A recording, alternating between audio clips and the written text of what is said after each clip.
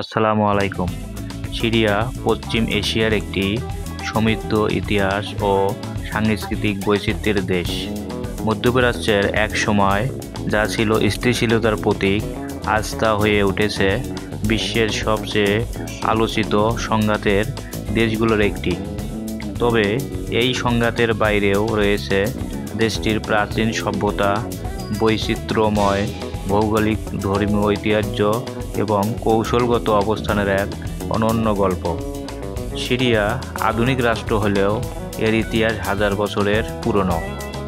এই দেশটি পৃথিবীর সবচেয়ে প্রাচীনতম সভ্যতার জন্মভূমি হিসেবে বিবেচিত হয়।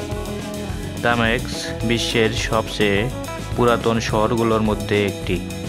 পশ্চিম এশিয়ার মানচিত্রে সিরিয়া একটি গুরুত্বপূর্ণ দেশ। সরকারি নাম সিরিয়ান আরব রিপাবলিক। রাজধানী দামেস্ক, যা বিশ্বের প্রাচীনতম বসবাসযোগ্য শহরগুলোর একটি। সিরিয়ার আয়তন প্রায় 1,85,000 বর্গ কিলোমিটার। জনসংখ্যা আনুমানিক প্রায় 2 কোটি এর মতো। সিরিয়ার সরকারি ভাষা আরবি এবং দেশটির অধিকাংশ জনগণ আরব সুন্নি মুসলিম হলেও আলাবি, খ্রিস্টান, কুর্দি ও দুরুজ সহ বিভিন্ন জাতিগোষ্ঠীর মানুষ এখানে বসবাস করে। 1946 সালে ফরাসির শাসন থেকে সিরিয়া স্বাধীনতা লাভ করে। দেশটির আধুনিক রাজনৈতিক ইতিহাসে সবচেয়ে গুরুত্বপূর্ণ অধ্যায় 1970 সাল থেকে আসাদ পরিবার কর্তৃক দেশটির ক্ষমতা পরিচালনা করা। সিরিয়ার প্রেসিডেন্ট বাশার আল আসাদ ক্ষমতা ছেড়ে রাশিয়ায় পলায়নের মধ্য দিয়ে আসাদ পরিবারের শাসনের পরিসমাপ্তি ঘটে। সিরিয়ার ভৌগোলিক অবস্থান সিরিয়াকে বিশ্বের সবচেয়ে কৌশলগত জায়গাগুলোর একটিতে পরিণত করেছে। 5টি দেশের সাথে সিরিয়ার সীমানা রয়েছে: উত্তরে তুরস্ক, পূর্বে ইরাক, দক্ষিণে জর্ডান, দক্ষিণ পশ্চিমে ইসরায়েল, পশ্চিমে লেবানন।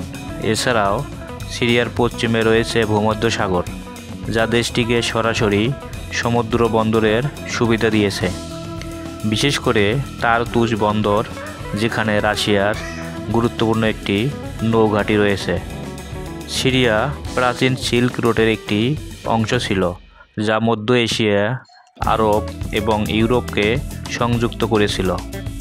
ফলে বাণিজ্য, সাংস্কৃতিক ও রাজনীতিতে দেশটি সবসময় একটি গুরুত্বপূর্ণ সংযোগস্থল হিসেবে বিবেচিত হয়েছে। সিরিয়ার দক্ষিণে ঐতিহাসিক গোলান মালভূমি, যা বর্তমানে ইসরায়েলের দখলে রয়েছে। সিরিয়া প্রাচীন সিল্ক রোডের একটি অংশ ছিল,